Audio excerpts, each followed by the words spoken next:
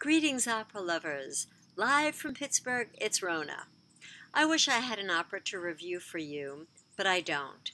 And I know I'm going to miss the next few that are going to be live streamed over the internet, as I have commitments on the days that they will be broadcast. But what I was able to catch on YouTube was somebody had made a private recording of Jonas Kaufmann's concert at Peralada in Spain. This is a festival I really didn't know much about, and so I looked it up, and it's somewhat a privately funded grand festival. Mr. Kaufmann performed with a full orchestra. It was an enormously ambitious program. Over my lifetime, I've been to many such concerts with a great singer and orchestra. Usually, the orchestra plays a lot, and the singer doesn't sing even half the program. But it wasn't the case in this concert. In this concert, Mr. Kaufmann sang, and then the orchestra played. However, this was the program. I need my cheat sheet for this, because there was a lot. He started off with 3 big Verdi arias. First one from Don Carlo, then one from Trovatore, another from Forza. I always think of Forza and Trovatore as almost the same opera. You could take some of the arias, the tunes from some of the arias, put them into the other opera, and it would work out just fine. Then he forayed into French for just one aria by Massenet from Le Cid, an opera I do not know. And although I've seen the title of the aria, I'd never heard it before, or if I had heard it, I'd forgotten it. It's something like Au souverain, au juge, au père. And then there was an excerpt from Die Walküre, Siegmund's big cry for his father, Ein Schwert verhieß mir der Vater. Pardon my German and every other foreign language I attempt. Then there were 2 selections from the Wesendonck-Lieder. These are not arias, although when they're accompanied by an orchestra, they just might as well be. He did Schmerzen and Träume. Just a personal note, Träume is one of my favorite pieces. Then there was Puccini. I mean, why not? Heck, just keep going. And he picked a real tiny one from Manuel Lescaut, Donna non vidi mai. I mean, really, this is an enormous program. Oh, but we're not over yet, because there's the finale of the main part of the concert, the printed program, where he sang Parsifal's great declamation, Am Fortas die Wunde.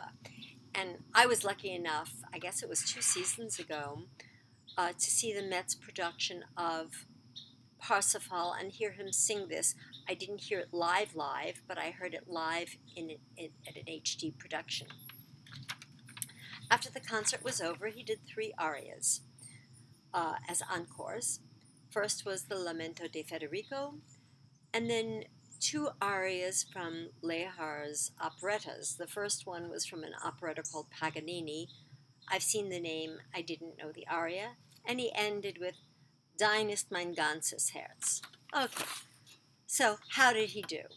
Well, first, I was really surprised that he picked Carlo's first aria as his opening piece. It's really not, in my opinion, a good warm-up piece.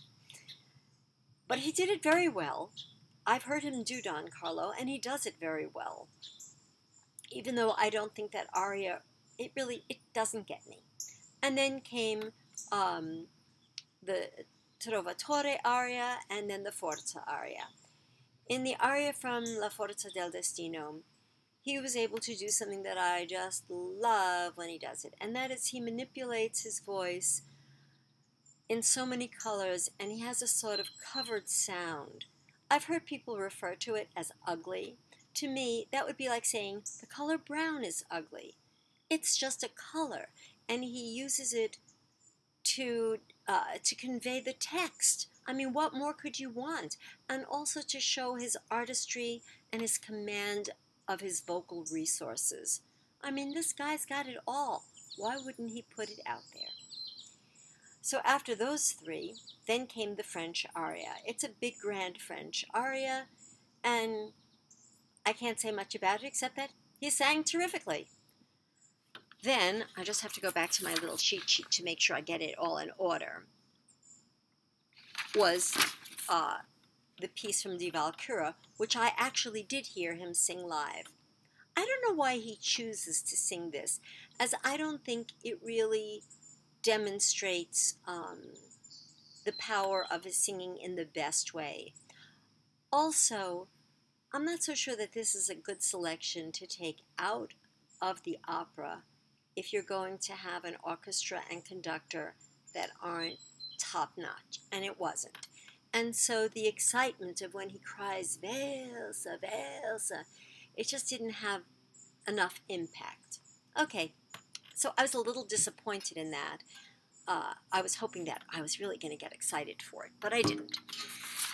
Then came the two Wesendonck-Lieder. He did them beautifully. He was able to tone down his voice and make the two sound much more intimate, which they are. Then he ended the concert with Am Fortes die Wunder. It was a great exclamation of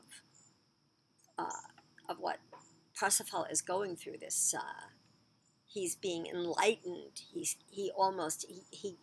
goes from being a fool to being the savior. And Mr. Kaufmann is so attentive to text, and that's why I'm always riveted when he sings. It was a fantastic end to the program. During the three encores, he sang, of course, very well, but it was shocking how great his voice sounded at the end. I mean, this guy has already sung like a whole opera by himself, and his voice was just fantastic. So bravo, Mr. Kaufmann. I hope he brings something like this here. Oh, it would be heaven. It would sell out, I'm sure, in any place. I mean, according to me, I think it would sell out. And when you think about some of the other concerts that have been done by artists recently, it just blows them away. So right now we're in the middle of summer, and we're all biting our nails about what's going to happen to the Met season next year. Hopefully by the next time I have an opera review to talk about, everything will be settled and we'll all be very happy. So signing off in Pittsburgh, have a great night.